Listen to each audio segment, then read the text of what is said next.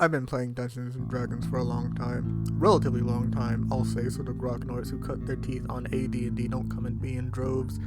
A lot of my time playing has been with the same people, but generally single character, long-running campaigns, so I've definitely yet to see the breadth of styles of play and yet to explore all I've wanted to with the game, and while I've run and finished campaigns before, I've definitely yet to master my best dungeon quite yet.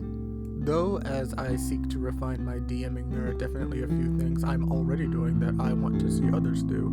I'd like to share some of the things that I do and the rules that I use in hopes that maybe the next game I'll play might have a few of these too.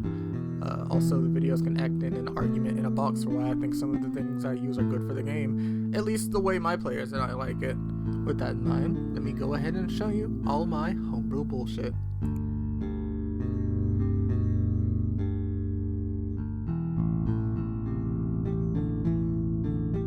Well, a little bit about me to begin. I'm Ito. I've been playing Dungeons & Dragons for about 5 years now, and I've been DMing for about 4.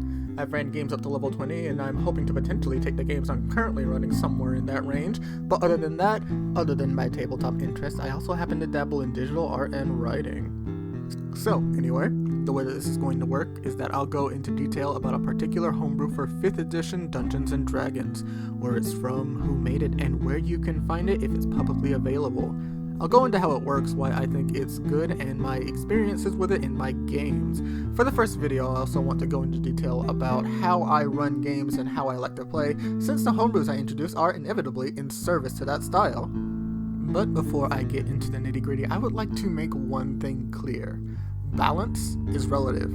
If I talk about something that someone would look at and go, wow, that'd be super unbalanced in the base game, I don't really care to hear about it. What do you think this is, Adventurers League? Hell no, that's for people who can't find a home game. I'm only mostly joking. I don't care if a player has flight at level 1. I don't care if someone plays a Satyr or Yuan Ti.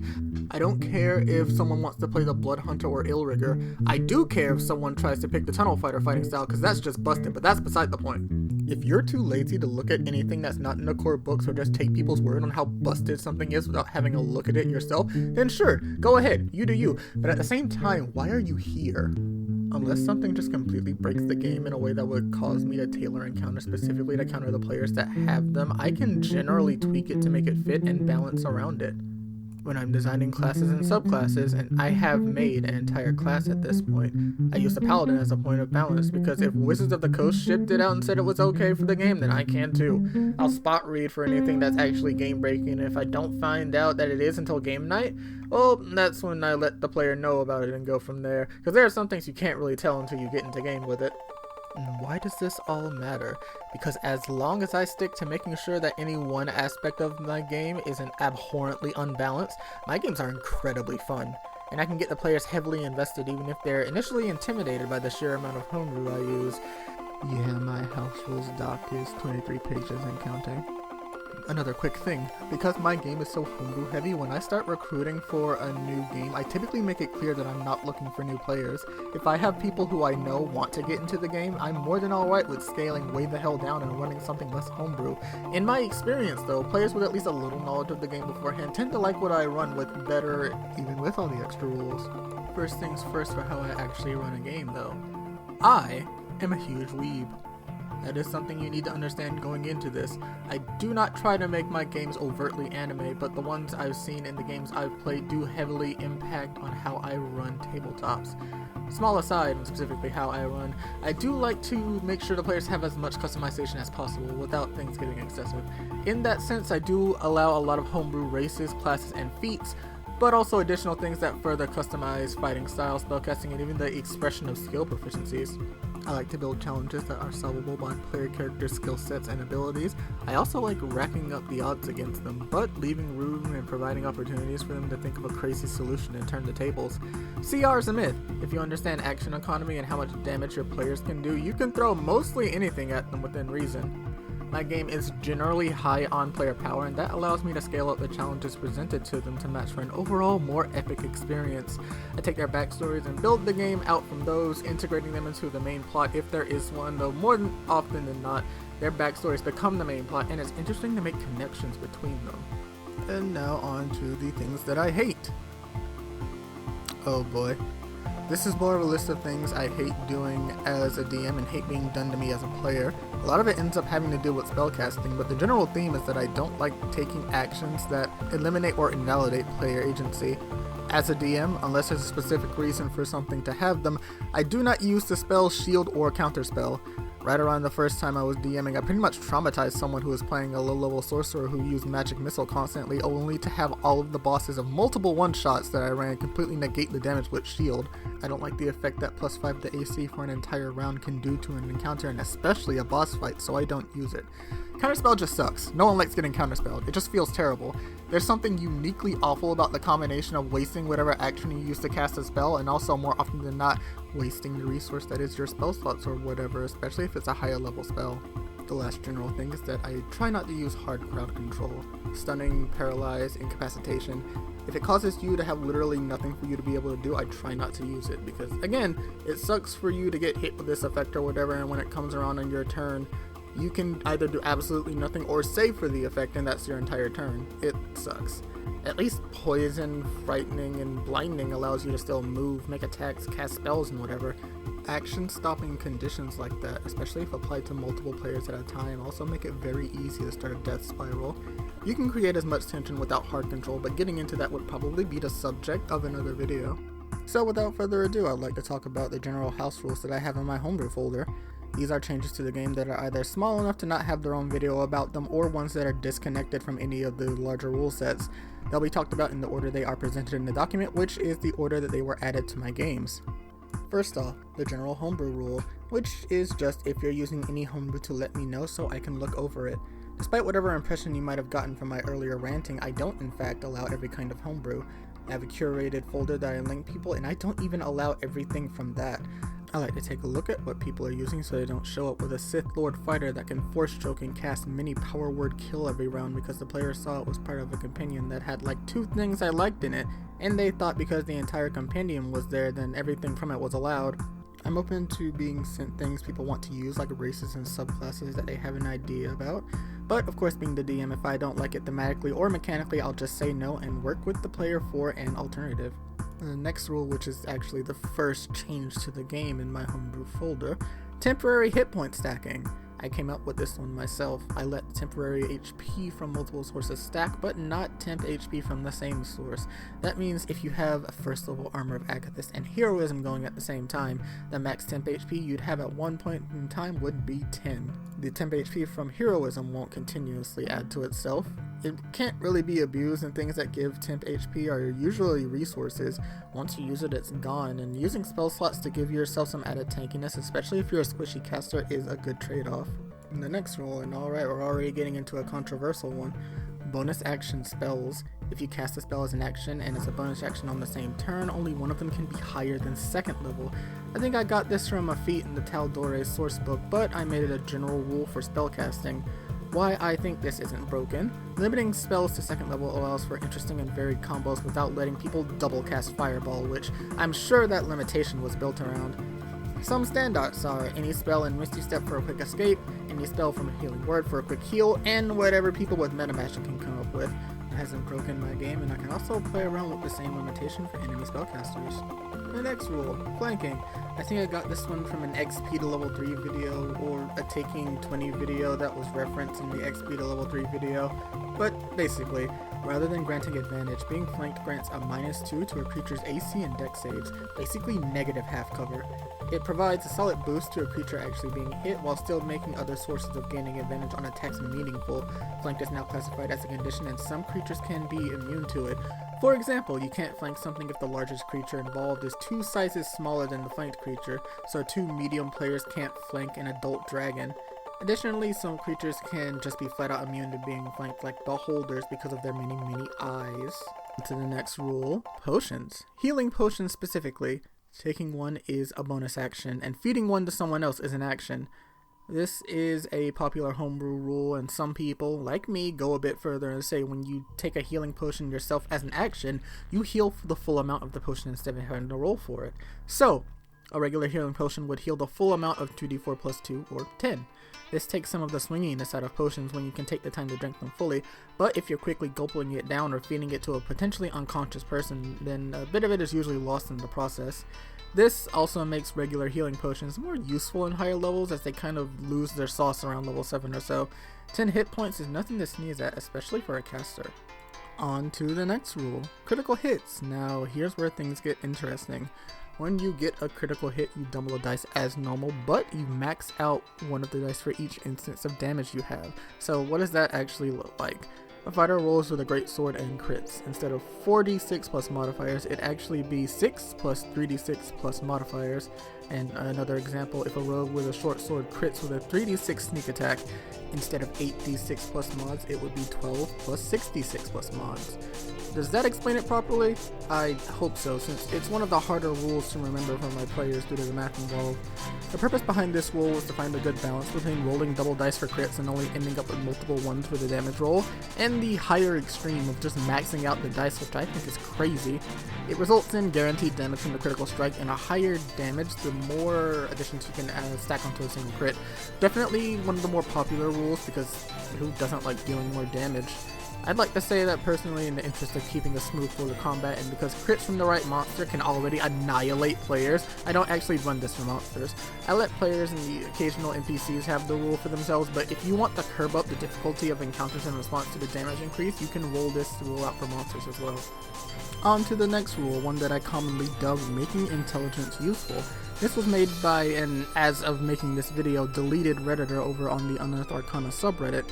Basically, it gives more proficiencies, languages, skills, and tools to the people the higher your intelligence is. More proficiencies are never a bad thing, and it encourages people to have int be less of a dump stat if they don't actively need it otherwise. And the next set of rules are actually class changes.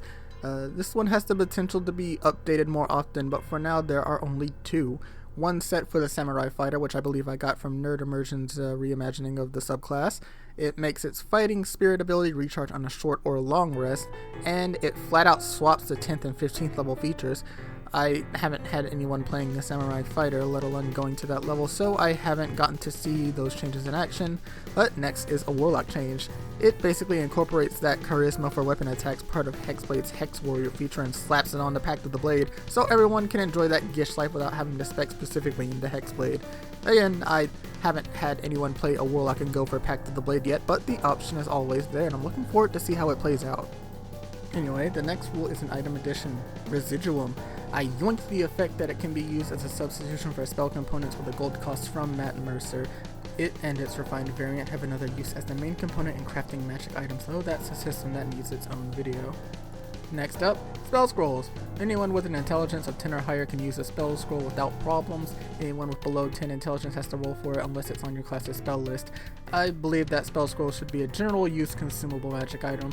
Rules as written: if a certain spell is given out as loot to a martial character, it's basically useless. If the cleric wants to write a spell scroll down for a wizard or a rogue or vice versa, they should be able to write down the scroll without issue other than spending gold and materials to actually make it.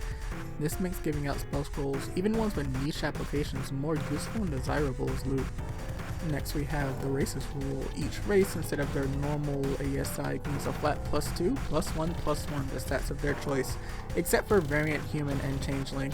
This rule was made long before Tasha's came out as an answer to people wanting to play an orc or kobold and not have to worry about negatives to stats. With variant humans getting a feat and changelings being able to potentially get +3 to stats, it felt more fitting to exclude them from this ruling. But with Tasha's out, it's definitely one that's up for a revision. On to the next rule, held action spellcasting. The rule here is that when you hold your action to cast a spell, you can maintain concentration on the spell for a number of rounds equal to your spellcasting modifier +1. If the spell comes from an item and you don't have a spellcasting modifier, you can use your constitution modifier instead. As written, you can only hold a spell for 1 turn, and that just felt awful if the right trigger didn't happen and you wasted the spell slot. Being able to hold the spell for longer allows for more interesting setups and fights where you can continue to hold the spell, or setups before they start with you actually being able to hold the spell for generally up to 30 seconds before actually having to cast it. The next rule is in the form of another item addition, training manuals. This comes from Elminster's Candlekeep Companion over on the DM's Guild. Basically, it's a manual that teaches you a language or tool over 48 or so hours. But to maintain the knowledge you have to keep reviewing it within 5 days, and after continuing to review the knowledge in the manual for however long it would actually take for you to learn its skill, which is normally 10 minus your int modifier in weeks, that proficiency is yours and you keep it forever. I find this to be a fantastic material for someone who wants to learn proficiency but doesn't want to bog the game with the downtime required to learn. I have them buy it usually rather than finding it, and it'll generally cost more than the training than they would need, which is paying a trainer at least 25 gold per week. Another item addition, we have the spell tomes from the library of spell tomes over on DM's Guild. These are items that teach you spells. You have to attune to the item and spend time deciphering them. I played around with them for a bit and how they're presented in the book. In the original book, you had to be attuned for the item to use the spells and lost them when you unattuned, but with the fact that you have to be attuned to the item and spend time deciphering each spell, it was worth it to have the one who did all that be able to keep the spells once they unattune.